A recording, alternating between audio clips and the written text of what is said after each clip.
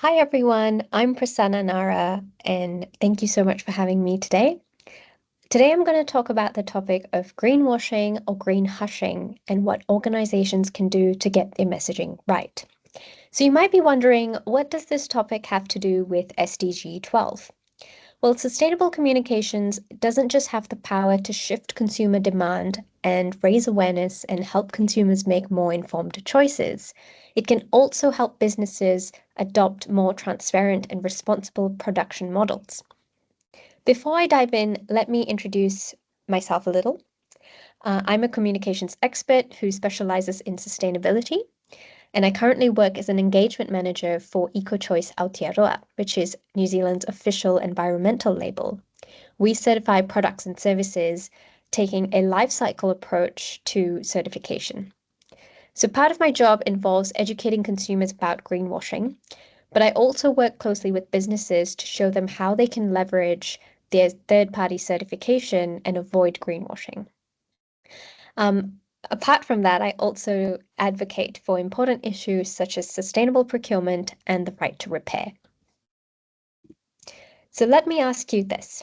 Have you ever seen a brand make a claim like 100% compostable or made with natural ingredients or recycled materials? But when you looked into it, you found out that they didn't really have the proof to back it up, or they had some proof, but the claim was very exaggerated. So it might have sort of been only 98% compostable with a plastic lining inside. What about finding out that a company you've been supporting have been doing really good sustainability work, but deliberately staying quiet about it? In my years of working in this industry, I've seen businesses fall in for both of these traps. So you've got greenwashing, which is when a business makes a false or misleading environmental or social claim to make themselves seem greener than they really are. And then you've got green hushing, which is the act of underreporting, hiding, or deliberately downplaying environmental or social news and achievements. So greenwashing can look like a hidden trade-off. So, for example, a product being marketed as 100% carbon neutral through offsets and tree planting, but the business is not really doing anything to tackle the larger issue at play, which is, their high volume, fast production business model.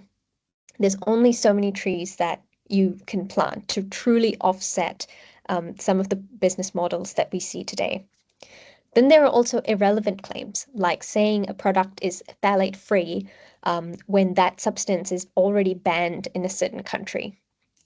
And finally, the one that we see most often is businesses making claims without having real sound evidence behind it. On the other hand, green hushing can look like not addressing sustainability at all.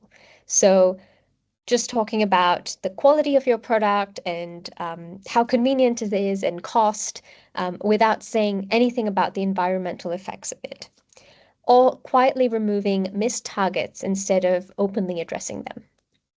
It's important to note that both of these may not always be intentional, so businesses are not always doing it intentionally to deceive consumers, but it can be very harmful for your business. So why do businesses fall into this trap? The number one reason we see for businesses greenwashing is the pressure to meet consumer demand and competitor markets. So here in New Zealand, consumers are willing to pay a premium on products that are sustainable or seen to be more environmentally preferable or have a sort of social justice angle to it because they think their money is then going to something good, which leads a lot of businesses to feel like they need to amp up their green efforts, even if they've not really invested in them. Another reason is lack of information or clear guidance on the supply chain. For example, recently we had a case in New Zealand where a large retail brand has been making this claim that their products have 100% sustainable sourced cotton. And then they found out that the business themselves did not actually know how much of the product was made with sustainably sourced cotton. So it was a mixture of different types of materials. And then there can also be lack of penalties. So sometimes um, a certain country may not have robust legislation against greenwashing or making false or misleading advertising claims. And so businesses try it once, they get away with it, and then they just keep doing it. For greenwashing, the most common reason is a lack of confidence in sustainability efforts. So businesses might feel like they're just not doing enough, and they may not feel confident to talk about the current targets that they've set. Another reason is the fear of facing greenwashing accusations. So sometimes what we see is a certain brand gets called out for greenwashing, and then the competitor markets become very quiet about their sustainability efforts because they feel like the spotlight has already been shining on one of them, and so they'd all rather keep quiet. So why does any of this matter? Well, when it comes to greenwashing, there are very real legal, financial, and reputational risks attached to that. So, in the legal sense, we're seeing legislation all around the world, especially in the EU, and even the UK has sort of, I think they've got a greenwashing um, directive that says that brands caught greenwashing could be fined up to 10% of their global turnover. So it is both a legal and financial risk. And then there's reputation, so once the consumer trust is lost, it's very, very hard to get that back.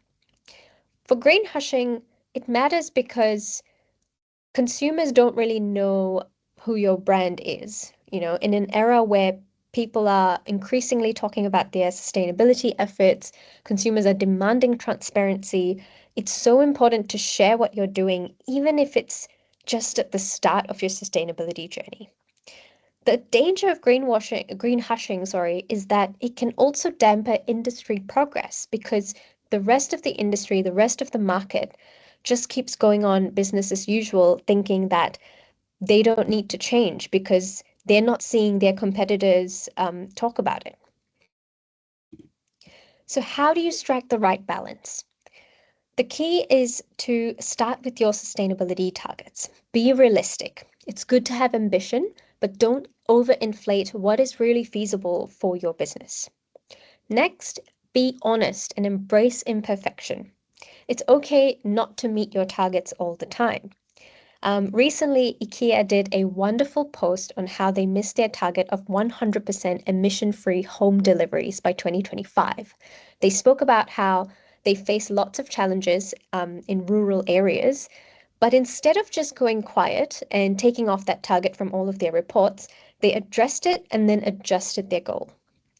Provide evidence for your claims. So our eco-label provides third-party verification for businesses, meaning that when you undergo an audit, businesses have the data to understand what they're doing well and what they can be improving on.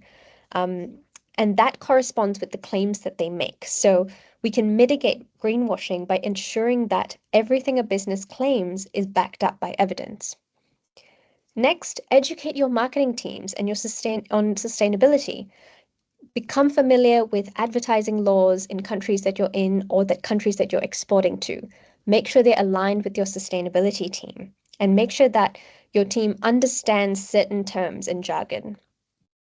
Be consistent. Invest in embedding sustainability as a part of your brand. Don't just make it an add-on or something that you talk about once in a blue moon.